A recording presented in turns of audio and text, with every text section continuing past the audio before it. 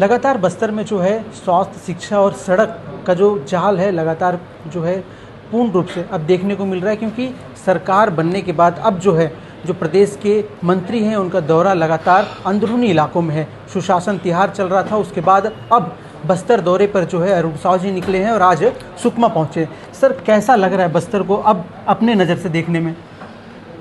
पिछले 4 दिन से मैंने बस्तर के 5 जिलों का प्रवास किया। आम व्यक्ति इस बात को महसूस कर रहा है कि अब हमारा बस्तर नक्सल मुक्त हो गया है और लोग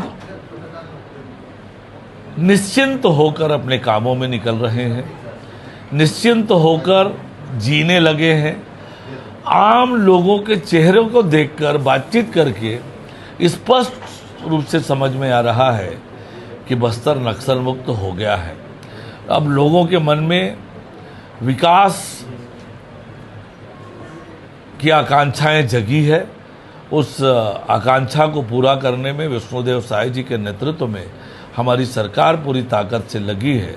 और निश्चित रूप से बिजली की बात हो, सड़क की बात हो, पेयजल की बात हो, शिक्षा की बात हो, स्वास्थ्य की बात हो, इन सब क्षेत्रों में योजनाबद्ध तरीके से हम काम कर रहे हैं। एक एक व्यक्ति का स्वास्थ्य परीक्षण करके उनको सलाह देने का काम, उच्च संस्थान पर इलाज कराने की आवश्यकता हो तो उच्च संस्थान पर इलाज कराने का काम, ऐसे सारी बातों की चिंता विष्णुदेव साय जी के नेतृत्व में हमारी सरकार कर रही है। और निश्चित रूप से जो आदरणीय अमित शाह जी ने कहा है कि हम बस्तर को देश का सबसे विकसित और अग्रणी डिवीज़न बनाएंगे, तो उस दिशा में तेज गति से काम हो रहा है।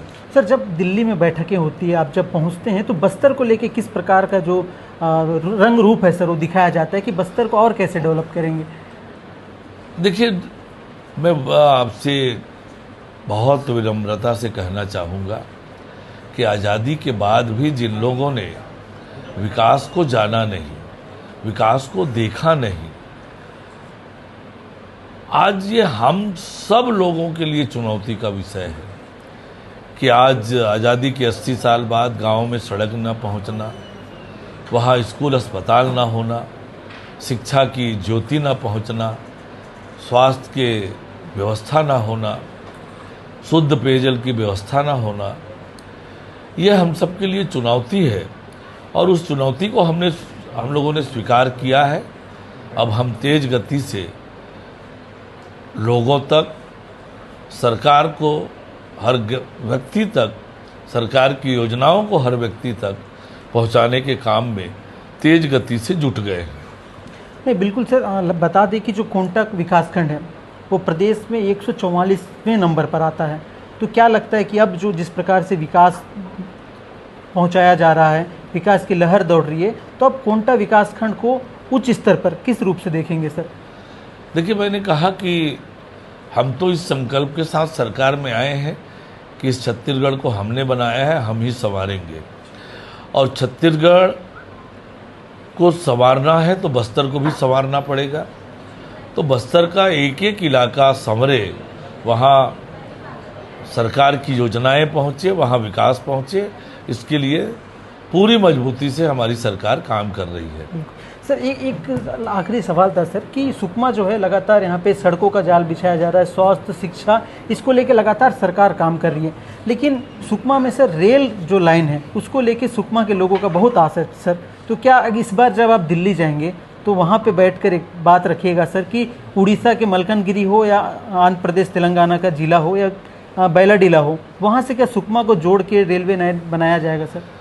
देखिए, 2014 में नरेंद्र मोदी जी के नेतृत्व में सरकार बनने के बाद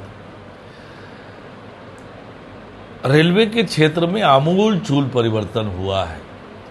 ऐसे कठिन क्षेत्र जहां पर आज़ादी के बाद कभी रेल की सुविधाएं नहीं पहुंची, वहां पर भी रेल पहुंचाने का काम नरेंद्र मोदी जी के नेतृत्व में हो रहा है। और 2014 से पहले हमारे स्टेशनों के क्या हालात होते थे, कैसी गंदगी, कैसी अव्यवस्था, लगातार ट्रेन का एक्सीडेंट, ट्रेनों की लेत लतीफ़ी, आज वो सब समाप्त होकर एयरपोर्ट की तरह अब हमारे रेलवे स्टेशन बनने लगे हैं। तो निश्चित रूप से आने वाले समय में जब पूरे देश भर में रेलवे का विस्तार हो रहा है, जहाँ जहाँ रेलवे नहीं पहुँचा है वहाँ निश्चित रूप से क्रमशः पहुँचेगा।